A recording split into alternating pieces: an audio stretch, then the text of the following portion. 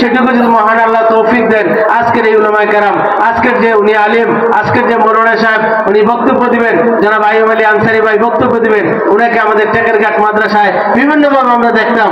আমরা সত্যি ভালো লাগছে, আমরা যদি আমার দিনের আখিরাতের সামান আমরা তৈরি করে যেতে পারি, মরার পূর্বে উনি যে দিনই শিক্ষা দিবেন, উনি যে ওয়াজ ফরমাইবেন, সেগুলো যাতে আমরা গ্রহণ করতে পারি, সেই উদ্দেশ্যেই মূলত আসা।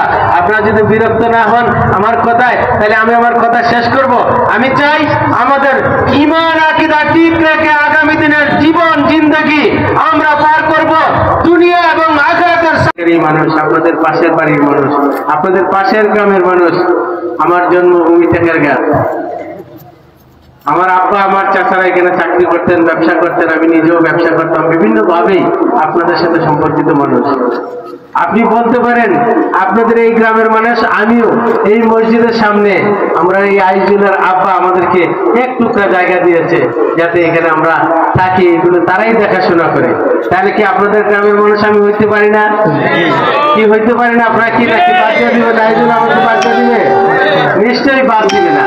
আমরা আশা করি আপনার এই গ্রামের মানুষ আপনাদের আপনজন। মহান আল্লাহ সুযোগ সৃষ্টি করে দিয়েছেন আপনাদের সাথে রাজনীতি করার জন্য, জনপ্রতিনিধি হওয়ার জন্য। ইতিপূর্বে আপনারা আমাকে উপজেলা পরিষদের চেয়ারম্যান নির্বাচিত করেছিলেন। আবারও মহান আল্লাহ সুযোগ করে দিয়েছেন, দীর্ঘদিন পরে আমাদের দেশে একটি কাঙ্ক্ষিত নির্বাচন আসবে। সেখানে উলামায়ে কেরামরাও চাই নির্বাচন, সেখানে সাধারণ মানুষরা চাই এখানে নির্বাচন, সেখানে সকল রাজনীতিবিদরা চাই এখানে নির্বাচন। মহান আল্লাহ যে সেই সুযোগ সৃষ্টি করে দিয়েছেন, কেউ কিন্তু ভাবতেও পারতো না যে এখানে যে আবার নতুন ভাবে নতুন আঙ্গিকে সকল মানুষ ভোট প্রয়োগ করে তাদের পছন্দের প্রার্থীকে বিজয়ী করবে। আর তার ধারাবাহিকতায় যে আপনাদের পছন্দের মানুষ, আপনাদের গ্রামের মানুষ, আমি এই ক্ষুদ্র নগণ্য একজন বিএনপির কর্মী, আমি একজন সাধারণ মানুষ, আমাকে যে আল্লাহ কবুল করেছেন এখানে প্রার্থী হিসাবে, দানের শীষের প্রার্থী হিসাবে, সত্যি আমার কাছে অভিভূত লাগছে। সত্যি অভিভূত লাগছে। এই লালঘাটের মানুষকে নিয়ে আমি কত কাজ করছি, কত ভাবে আমরা সময় কাটিয়েছি। আমাদের এই মহল্লার, এই পাড়ার, এই লাকমা, বর্ষরা, টেকেরঘাট, চারাগাঁও, কলাগাঁও, লামাকাটা, বাগলি, কোন অঞ্চলের মানুষের সাথে আমার পরিচয় নাই, সকল এলাকার মানুষের সাথে পরিচয়। কিন্তু আপনাদের সেই ভালোবাসায়, আপনাদের কল্যাণে ভূমিকা রাখার জন্য মহান আল্লাহ বাঁচিয়ে রেখেছেন। মহান আল্লাহ যদি কবুল করেন আগামী জাতীয় সংসদ নির্বাচন 2026 সালে, সেখানে আপনাদের জন্য, আপনাদের কাছে আমরা দোয়া চাই।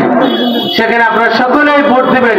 উলামায়ে কেরামদের দাবি বাস্তবায়িত হবে, সাধারণ মানুষের দাবি বাস্তবায়িত হবে, দিন প্রতিষ্ঠা পাবে, ন্যায় বিচার প্রতিষ্ঠা পাবে, অন্যায়ের বিরুদ্ধে আমরা কথা বলবো, ন্যায় প্রতিষ্ঠার জন্য আমরা সকলেই কথা বলবো।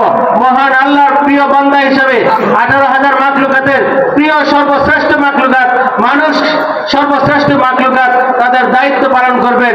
মহান আল্লাহ আমাদেরকে যে সৃষ্টি করেছেন তার একটা উদ্দেশ্য ছিল, সেই উদ্দেশ্য পালনের জন্যই আমরা শুধু খাবো, রাজনীতি করব, কথা বলবো, এরকম না।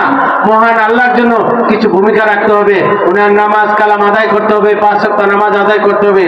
আমরা মরার পূর্বেই যদি আমাদের সেই ঈমান আখলাক ঠিক রেখে 5 ওয়াক্ত নামাজ আদায় করে আমাদের নিজের জন্য কিছু সামানা তৈরি করে নিয়ে যেতে পারি, সেটুকু যদি মহান আল্লাহ তৌফিক দেন, আজকের এই উলামায়ে কেরাম, আজকের যে উনি আলিম, আজকের যে মরোনা সাহেব উনি বক্তব্য দিবেন, জনাব আইয়ুব আলী আনসারী ভাই বক্তব্য দিবেন, উনাকে আমাদের টেকেরঘাট মাদ্রাসায় বিভিন্নভাবে আমরা দেখতাম।